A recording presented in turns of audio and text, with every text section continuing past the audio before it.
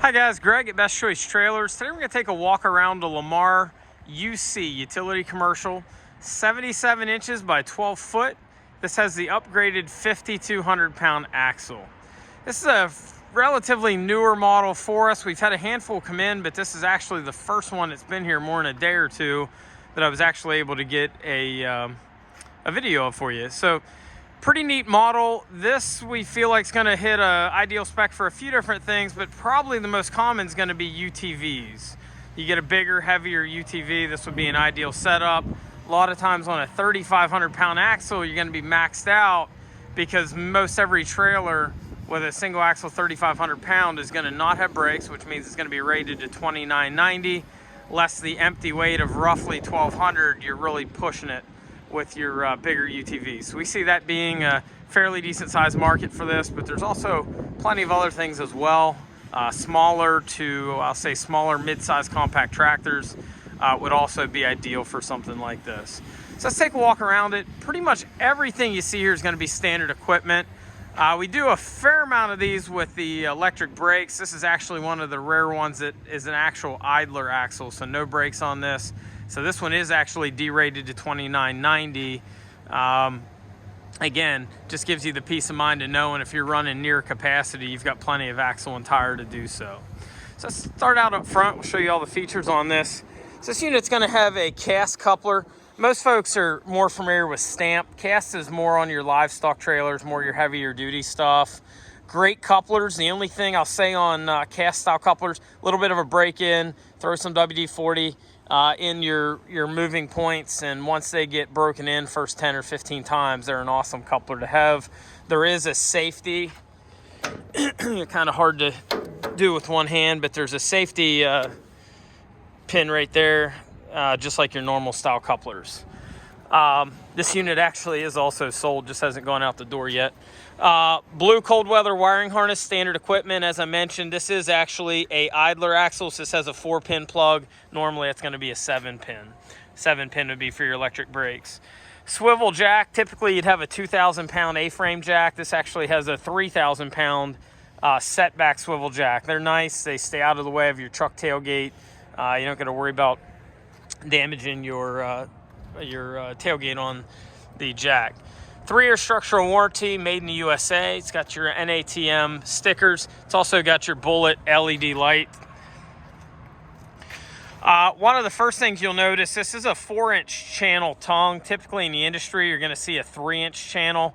Occasionally too, you'll see 3-inch angle. Definitely one of your heavier built. UC, to be honest, I'm not sure if the C stands for channel or commercial. I'd say they're both interchangeable. Typically your utility trailers, by somewhat our definition of them internally, is going to be typically a channel tongue and an angle iron frame. This not only has the 4-inch channel tongue, it's also got a 4-inch channel frame. So definitely a lot heavier. In the industry, typically you're going to see a 2x3 angle iron for your frame. So definitely substantially heavier. Trailer is powder coated. Oftentimes you'll see powder coat, sometimes you'll see acrylic enamel, but this is a powder coated unit. We do all of Lamar's in charcoal now, to the point where Lamar only does charcoal as a standard color, so all Lamar's are going to be charcoal currently. Typically utilities, you're also not going to see a full wrap tongue, so the tongue wraps all the way back to your hanger. Most manufacturers are going to stop the tongue at the first cross member. This just gives extra strength, especially on heavier loads. It's got a double broke tread plate fender. Traditionally, you'd see a smooth Jeep style. This is generally what you're going to see more on your equipment type trailers. As mentioned, this is an idler axle, which means no brakes. You can fairly easily tell by looking through the holes, there's no brakes there. The majority of these we do have brakes on them. So again, the majority of 5,200 pound axles, folks want them rated at 5,200, which in Pennsylvania is going to require brakes. It does have the newer style Easy Lube hubs. If you're not familiar, take a screwdriver, or sometimes if you're lucky, you can grab them with your finger. It's got a greaser there. You can do your own bearing maintenance. This is a 6 on 5.5 lug pattern, which is pretty much the only lug pattern in the industry. So if you got a 6 lug trailer wheel laying around, you'd have it for a spare. We also keep spare tires here. This would have a black mod wheel, 225/75 R15. with a load range D, which is going to be an 8-ply tire. Currently using Provider radials, which we found Provider to be a pretty good tire assembly. This is a pretty typical 4-foot gate. There are a few things a little bit different about this gate than some in the industry. Historically, gates have a lot of times been made out of angle iron. These are actually 2x2 tube. 2x2 tube is generally what you're going to find on your tandem axle gates. A lot of those are actually angle as well, but your heavier built ones. We've had equipment similar to what you see in the background, roughly 60 horse compact tractors. Generally tractors, you get about 100 pound a horse, or roughly 6,000 pound.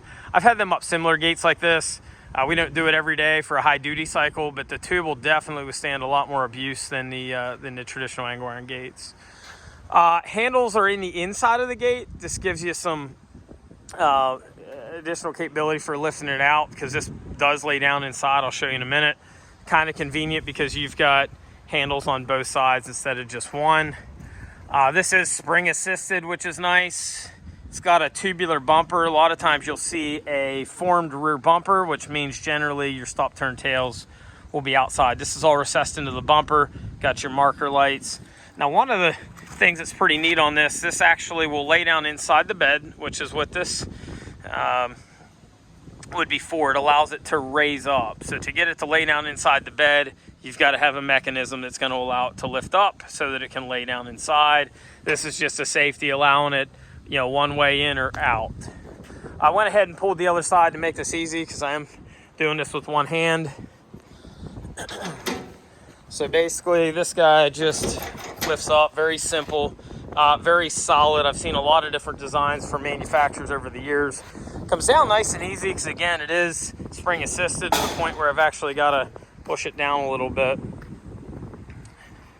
So again, 4-foot gate with the tube. Springs come up maybe a half an inch, not really anything that should interfere with most anything you're going to be doing. This gate, again, lifts up pretty easy. And I'll go ahead and lay it down inside. Now, as you'll see, as I lay it down, it's going to lift up some. And of course, I didn't chalk the wheel, so it wants to move on me. But you'll notice it's going to come up. So again, it's got to be able to lift up. That is why that's set up like that, to allow it to lay down inside. Some folks would say, what's this matter? Well, if you got 14 foot of lumber and you want to flag it, you can overhang by 2 foot. Just makes it easy to do that rather than taking it up through the A-frame. All kinds of different application. If I'm driving 50 or 100 miles down the road, it just gives a lot less wind resistance. Also pushes your center of gravity a little bit farther forward. So doesn't make for such a parasail at the back when you're going down the road. Spare tire mount is standard equipment. I've also got some stake pocket tie downs built in. I've also come underneath the trailer before and hooked to the bottom of that channel. So you got channel running basically all the way back. You can hook to, in addition to the stake pockets. If you got lighter stuff, you can do some light duty tying off to the uprights. So this trailer is available in different sizes. We find the 12 foot to be the most common, but you can also get it in a 10 or a 14 foot. Something like this is going to weigh in at about 1,300 pounds. With brakes, you're probably going to be more like 1,450. So on a 2990 D rate, no brakes on this, I'm going to be able to handle with tongue weight somewhere around 2,000 pounds. On the 5,200 pound axle unit, we'll just say for quick math, it weighs 1,500. You'd be able to haul 3,700 on the trailer, plus your tongue weight to the truck side. Generally, your tongue weight, pick up another 15%, give or take. Compact tractors for quick math weigh about 100 pound a horse, so about a 30 pound compact tractor would be suitable for something like this. You're not going to hurt the gate at all. We've already tried it for more weight than that, and it does just fine. But again, probably the most ideal user for this would be the UTV guys. Seem to like this. It does have a few available options, but again, most everything is standard equipment on this. We keep spare tires in stock. If you have any questions on this or any of your other trailers, feel free to give us a ring at 717-220-4220, or you can visit us on the web at bestchoicetrailers.com.